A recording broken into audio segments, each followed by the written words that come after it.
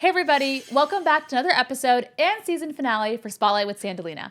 I'm your talk show host, Sandalina Sitar, and today's very special guest is Sundas, who is a Pakistani and Muslim beauty and fashion influencer. We're going to start off with the first segment for today's episode, which is the 5-minute life story. Thank you so much for coming on. Hi, thank you so much for having me. We're so excited to dive in, so let's just start right at the beginning. Tell me a little bit about your upbringing. So where did you grow up? I grew up here. I'm like a local native New Yorker, born and raised. Yeah. Okay, what part of New York did you grow up in? I was born in Brooklyn, raised in Queens, yeah. Oh, wow. Yeah. Okay. So what was that like growing up in Queens? What was like the demographic? What was your exposure to like other Desi people in your childhood? In Queens, like there wasn't that many brown people. It was kind of just like it was a melting pot, but then now there's like a lot of brown people there and it's kind of like nice. Do you have any siblings? Yeah, I have an older brother and a younger sister. Oh, wow. Okay, good. So you're the middle child. Yeah. The middle child. Obviously, you're Pakistani and you're Muslim. That's a very common core theme to, who I am as a person too. What role did religion have in your life growing up? It was a very crucial part, and like that's what we were born and raised in. Every year we would celebrate Ramadan and fasting. Very close. Even when I went back to Pakistan, people would always be very like surprised, like, "Oh wow, your kid is very cultured. Like your kid really knows how to speak Urdu. Like, oh, the namazin, like everything she knows. Like it's very like eye breaking like." To them. Yeah. I love that your content talks about the emphasis on like love and partnership, which are again like very important themes I feel like in the grand scheme of life that not a lot of people shine light on because it's so personal. So your vulnerability online is very appreciated. So tell me a little bit so your husband's from Pakistan, right? So how was that? Was there any sort of cultural gap you felt like you had to bridge because he's from Pakistan, you grew up in the US, like how did that work out? I thought it was going to be super different, but because I mentioned like I was like very much a Pakistani full Desi person. Yeah. And then when I went back, people are always like confused, like how do you guys talk? And like we talk in our native language, like everything is so like. You guys talk to each other in Urdu? Yeah. I love that. Yeah. I love that. He's learning English slowly, he's getting there, but we speak in Urdu in Bahari, which is from Azad Kashmir, so we talk in Patwari as well. Yeah. So just, it's very like casual, normal. Yeah, so what was it like when it came here? Like what were your thoughts as he was on his way?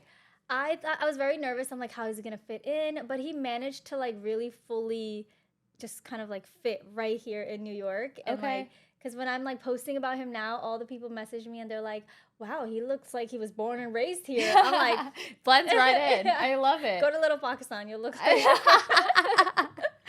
Oh my God. We're going to go ahead and move on to the hot seat segment. So in this segment, I'm going to ask you rapid fire questions and just answer with the first thing that comes to your mind. There are no wrong answers, okay? Okay. Who are your inspirations in beauty? My mom. Oh my gosh. Wow. Wait, tell me a little bit about that. My mom, like, if you see her, literally everyone just looks at her and goes, she's in her 50s? She looks like she's in her 30s. Wow. Yeah. That's so my really mom is sweet. Super, like, yeah. Okay. I see where you get it from. The apple doesn't fall far from the tree. What's your favorite collab that you've done so far?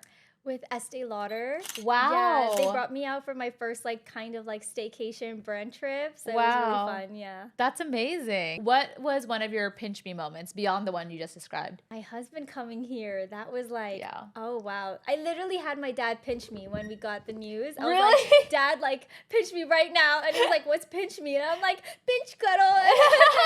Pinch me. Because it was a process for your husband to get here. You didn't know when he would be able to you waited 5 years for your husband to come to America. Yeah. What's your favorite beauty product right now? Concealer, Live Tinted. Okay. Yeah. Wow. What's one beauty secret Pakistani aunties swear by that actually does work?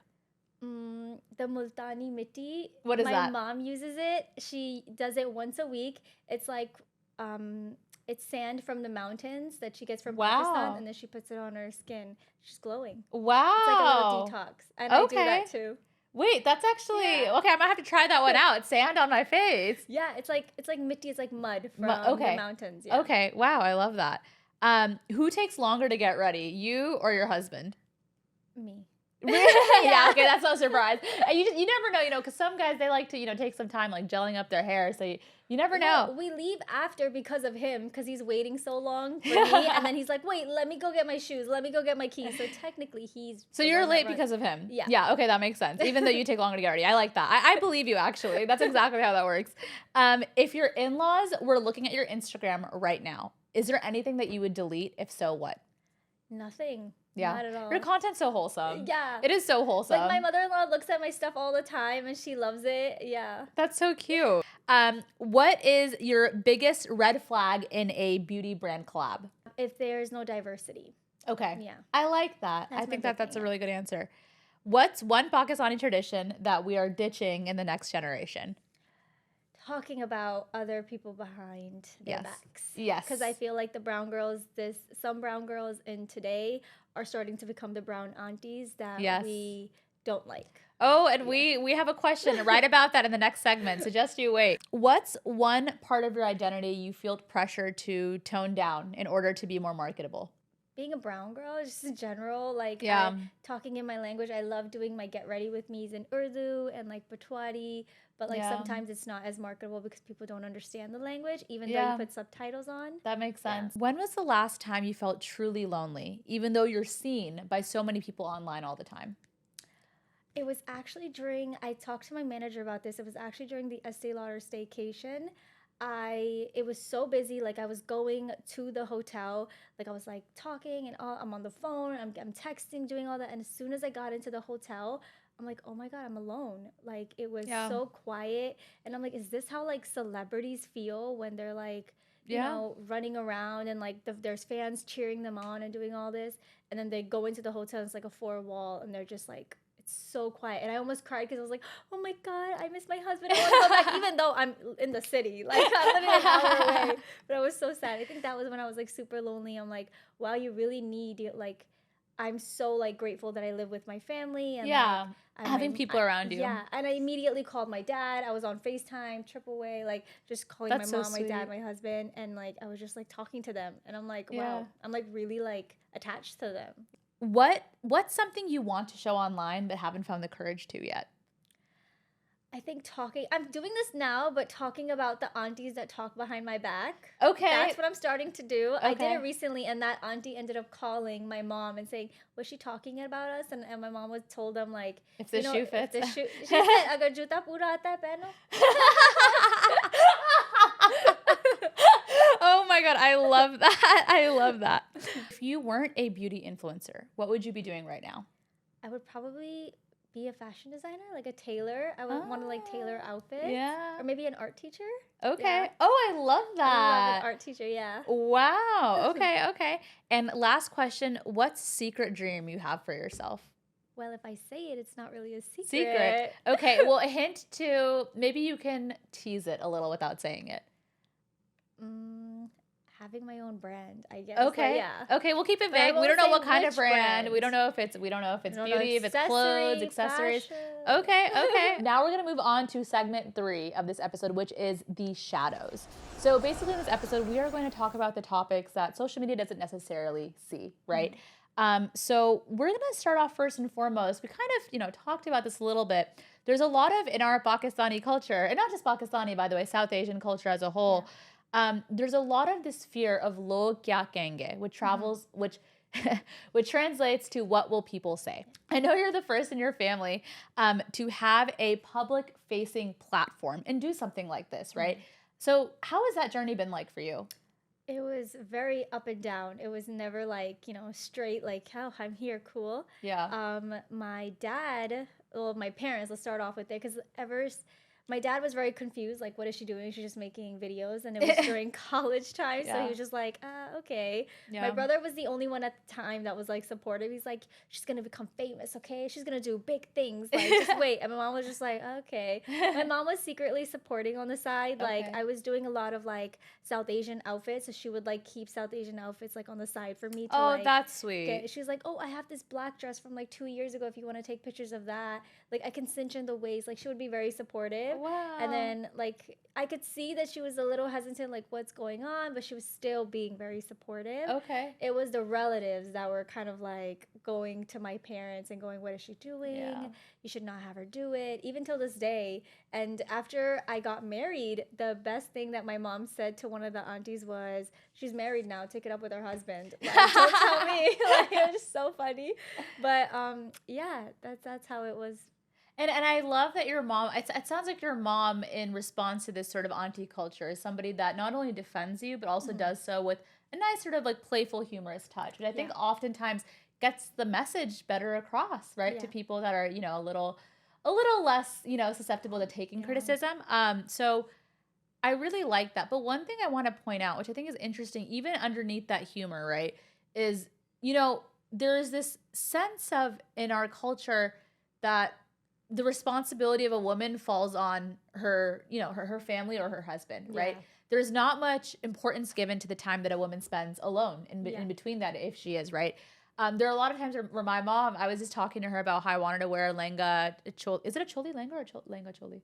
A choli, yeah. A choli lenga. Yeah. Okay. I ordered this choli lenga for a wedding, and I was like, Mom, I'm scared to wear it. If I have even like 1 inch of midriff showing, like what's gonna happen? What's gonna happen? And she goes, maybe when you get married, you can wear stuff like that. And I was like, why do you have to wait? I was like, why? I was like, that doesn't make any sense. But no, and she was joking. She meant well. But like, it's just one of those things that really makes you think. The beauty industry, everybody's white. Yeah. Yeah. So what's it like being a brown girl in the beauty industry? It's always when I walk into rooms, it's very much like I recently did a panel and I walked in, it was like a corporate setting. I walked in and everybody was white, and it really hit me. I was like, oh wow, this is really what everyone talks about. Yeah. That you felt like you didn't fit in. I was literally looking around. I feel like as a brown person, when we walk into the room, we're always looking for another brown person. Yes. So when I went into that corporate setting, I'm looking around and I'm like, there's nobody else like me. And I felt very like intimidated. But then I was like, no, I deserve to be here. Yes. I got a seat. And if I take up this seat in a good way, then there's going to be more people behind me that look like me that are going to be in that seat. Yes. So it's very much, 100%. And I love that you shared that, because it's easy for, you are an inspiration to so many brown girls all over the country and the world too, right? That are watching your content, to know that even though you are that beacon of hope for so many brown girls, that you have moments in which maybe you feel a little hopeless just for a little few seconds or a couple minutes. That's so grounding. you forget, like you forget how much impact you have. Yeah. Until you meet people face to face and they're like, oh my God. So I was recently, not recently, it was in 2023. I was diagnosed with a benign tumor in my right breast. Oh, I didn't know this. And yeah, so then I posted about it. I was kind of nervous. My mom was like, oh, we don't talk about this stuff online. Like, right. Stick it to makeup and stuff. But I was like, no, I feel like this can help, because I didn't go to the doctor. I kept like putting the doctor appointments off until it got to a point where it became a golf size, from like a little tiny chickpea to a golf size. And it was like deforming my right breast. So I went to the doctor, got it checked out. Thankfully, it was benign. But when I posted about it and I was sharing, like, got girls, like, when you're in the shower, this is how you're supposed to feel. Yeah. And this is what you're supposed to do. And so many girls, like, I'm telling you, hundreds of girls message me. And they're like, Sundas, like, I also have something like this. I'm really nervous. Do you think I should go? And I'm like, I'm not a doctor, but you should go 100%. Yeah. And you don't know how much impact you have. Yeah. And then people are like, oh my God, I've been having this, but I've been scared. And then this girl, like, she messaged me. She's like, hey, I just wanted to update you. Like, it was benign. And I'm like, oh, thank God, it was good. But it, because easily it could have not been benign. And we're not taught this. Women's bodies, like, our health is not talked about enough. And yes, 100%. to just do something, even the little tiny things that I started doing. That's why I named my page like Life with Sundas. Yeah. Anything that I'm going in with my life, I post about, because you don't know how it could impact people. You don't. Yeah. So. And no, seriously, I like what you say about using your platform for good, right? Because you also, by the way, thank you for sharing that also. I know it must not be, right? That must have been a really traumatic, difficult experience, because you don't know what it is or what what the future holds in that sense. Thank you for sharing that. Yeah, that's amazing. Using your platform for good. Yeah. We need more of that. So a lot of people just use it to stroke their own egos. Yeah. But I like that you're actually doing something good about it. Tell me, what's your experience with online hate been like? I didn't really get that much hate in the beginning, and then as the platforms grew, I was getting more hate, and I was just like, what's going on? Yeah, it was a lot of hate towards, you could hate me however you want, you could say whatever, but then when it reaches to like my husband, my family, that's where I kind of like pull the thing. I'm like, no, we're gonna reel it back. And it's hurtful, and then it kind of keeps you thinking sometimes, because when we're scrolling on the comments, and there's like 100 good comments, and then there's 2 negative comments.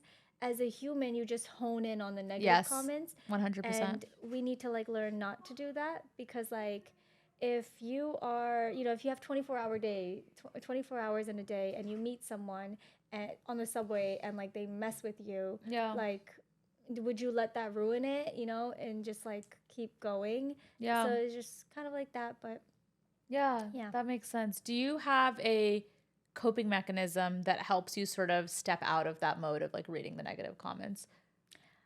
I go ahead and read the good comments. Okay, you just remind yourself that those are there too. Yeah, and I also read my DMs on Instagram because I've been a very much of that type of creator where I've always told my community, like, message me, whatever you want, and I won't see it in a day or two or maybe like a month, but I will see it because I go through all my DMs. Wow. And then I just see the impact that I have, and then I'm like, oh, this person doesn't know what they're talking about. I find with brown girls, it's really your own. Yeah. That ends up hating on you the most, which is like, why would you? Why would you do that? The hate that I would get for like my husband, it would be our own people. Yeah. Oh, you curry muncher. Oh, he's gonna come here and like bomb the place. Like when we made our announcement of like him coming to New York, I was expecting it to be just like positive, no negative. But a couple's reuniting. It was horrible. I ended up like closing down the comments and then reopening them up once I went through them and just deleted the bad ones. But it was like, oh wow, make sure he doesn't do another 9/11. I was shocked. I was like, what is going on here? Like there's this couple that's just coming here. Yeah. And it's ridiculous. I've never seen that. And that's how and it was my own people. It was the Pakistani flag and then the little Canadian flag or like the UK flag. But it's just so funny because when they leave those comments and then you read their bio, it's like, oh, Allah is the best of planners. Be kind, be sweet. Okay, ma'am. Okay, like what's going like? No, the hypocrisy that people use, Quranic verses or biblical verses, whatever your religion is. People really hide behind those. I'm gonna say some of the worst people I've met have like some like quote like that in their bio, and I'm like, how does this make any sense? Spread kindness. No, it's the overcompensation, overcorrection is insane. Creators are people too. I think it's important to remember that people have feelings, regardless of how many followers you have. Everybody has feelings. Yeah, so. We all sleep, eat, and just like and feel. Day. Exactly. We're gonna go ahead and move on to the last segment for today's episode, which is the Spotlight segment. The headline for today's episode is Pakistani girl trailblazes beauty and fashion. So we have our beauty and fashion trailblazers sitting right here with us. Tell me about your creative career highlights today. What have been some of your biggest moments? I know we talked about Estee Lauder. Tell me about a few other ones too. I think just hitting the numbers and then getting certain brand partnerships that I've like used and loved. Yeah. And it's just like such a full circle moment. Like, oh my God, I used to go buy your product and now I'm having dinner with you. And then it's like, oh, you're paying me, but I used to buy your products. Yeah. Different highlights. Yeah. That's a really beautiful moment. Do you feel like, have there been moments where you've been in the room with like a big name, like maybe like an influencer that you used to watch growing up, or maybe like a celebrity, and you've gone to yourself, oh my God, I'm really in this room? For example, I remember I met you in for the first time I met you at the Irani event in 2023 for Fall New York Fashion Week with Lily Singh. That was a moment for me where I was like, oh my gosh, I can't believe I'm in this room. This is so cool. Have you had any moments like that? Not yet. But I think the biggest thing is when creators that you watched growing up, they follow you back. That's crazy. Laiba Zed is one of them. She goes by Bodman Zed. She's a Pakistani Canadian influencer. I watched her and her family, her entire family. My mom too. My mom loves Mama Zed and Papa Zed. So like when she followed me back, I was like, oh, you followed me back. And then there was a lot of like Pakistani creators that I used to see, and then they followed me back and they're like messaging me, oh, we love your content. I'm like, girl, I love your content. So, wow. Yeah. Okay. So those are like highlights. It's like, wow, it's cool that you're getting to like go into these lists. So you have this multifaceted identity, and obviously at the core of it is love for your family, love for your husband. But who are you outside of all of that? I am just a very creative person that loves to do a bunch of different things. Yeah. My biggest one is just fashion. I love exploring the fashion world and then creating outfits, modest fashion. Yes, modest fashion. I love to see it. So what I recently started been doing is when I go to these brand events, recently I was thinking to myself, like, I love makeup, yeah, great, but I've also wanted to kind of like go back into my little fashion world that I left a little behind because I felt like I wasn't really I didn't really fit in there because I felt like Okay. everybody was just, I think that's what we feel as brown girls, like when you grow up in front of like the white girls and stuff, and they're like Yeah. showing skin, and then you're like, oh, but I can't show skin, and then but can I show skin? So I'm starting to get into the whole fashion. So my husband gave me the idea, like when you go to these brand events, why don't you make the outfit? So recently I went You just to, did that, right? I Yeah. just saw on your social media. It looked beautiful, by the way. I went to a Murad dinner, Okay. and then I also did Huda Beauty. I Wow. got invited to a fashion show by ColourPop, to Okay. Selkie's fashion show. I designed that outfit. Wow. Yeah. So just kind of showing that it's a cool icebreaker, because when they're like, "Oh, we love your outfit," because the things I design, you're gonna love. Of course, we're gonna love it. Yeah. When people say, "Oh, we love your like outfit," I'm like, "I designed it," or "I made it." That's my line. Like, I made it, and then it's such a cool like little icebreaker, and it's just really nice to kind of like just pour that it's like when you're trying to find a different outlet to kind of that creative block. It's really nice to kind of go back into that. Wow, that must be such a rewarding feeling, right? To get a compliment on something that you've worked so hard on, and nobody knows that it's your baby, right? Yeah. But it's yours, and you're like, well, I made this. Yeah. Well, that's a beautiful feeling, and you deserve that. And I love that you're leaning more into the fashion side too, because I know it's easy as a creator to feel like you get boxed in, right? Boxed into, oh, now I have to always make relationship content. Oh, now I always have to make beauty content and promote this product and work with this brand. But I love that you're leaning within and saying, I actually want to design clothes, because I think that, like you said, for brown girls, especially Muslim girls, we grow up trying to balance this sense of like, I want to look good, but I also want to like not make my ancestors roll over in their grave. Like, I don't know. Drives people in our generation to become the aunties that they claim they hate. I think it starts with our parents, like as a middle child, like usually like your parents are always like, oh, why don't you become like this person? Why don't you like become this auntie's thing? But the gag is, I was that child where my parents would compare me to other people. Like my mom would always tell my older brother, like, look at your younger sister Sundas, like she's doing so good in like her studies. Why aren't you like doing this? And then my sister too, like, why don't you become like your older sister? And because of that, it created a rift between us as siblings, and it's like envy, comparison, and you carry that with you into your adulthood, and it's our job to unlearn these things. And that is why there's therapy and important conversations, or like those uncomfortable conversations that we have to have. In order for you to become comfortable with the situation, you need to be uncomfortable first. So we have to have those uncomfortable conversations. But we take that into our adult life, and comparing, and then jealous and envy, and just all this like nasty stuff that we need to again unlearn. I really think that children pick up on it. So the only way to break it is to be a better role model for the next generation. And that starts with, like you said, naming it, acknowledging it, going to therapy. We love therapy on this show. We love therapy. A lot of brown kids never grew up seeing an example of brown love. So tell me a little bit more about what that sort of means to you in your life, and your sort of experiences with that inspired you to break that pattern. I want my kids to grow up and see me and my husband and just be like, wow, mom and dad really love each other. Right. And that is what I want to show, because I never saw my parents like hug or kiss. Like, oh my God. It's like a taboo thing. Like, it's like, oh, like you can't in front of the kids. They don't even stand close with each other. Now as we grew older, I see it. But like when we were younger, like no holding hands, no hugging. Like we would be at weddings, and I would be like, oh, dad, put your arm around my mom, like, around mom and stuff. And he'd be like, stop it. Log dekh rahe, like people are watching. But so what? That's what love is, And that's like my biggest thing when I show me and my husband's relationship online. I want people to just get familiarized that, brown people do show love. And just grow up. And I want my kids to grow up in a household where it's very visible. Yeah. I like that you're breaking that, because it's important for brown people to know that like we deserve love. You know, we all do. It's okay if you want to hug in front of the aunties, hold hands in front of the aunties. Like it was such a talk at the time when my husband first got here. We would walk into these relatives' homes and we would be holding hands, and he would not let go of my hand until like he has found me a seat, and like he'll sit me down, and all the aunties would be like, why are they holding hands? They don't have to do this all out here. It's holding hands, ma'am. Like, we're not naked. We're holding hands. One other thing in our culture, which is interesting, is this sense of permission. from your husband, the sense of allowance, like, oh, people might ask you. Have you had people ask you things like, people we just got a comment 2 weeks ago. Someone commented, "How does your husband allow you to do all this?"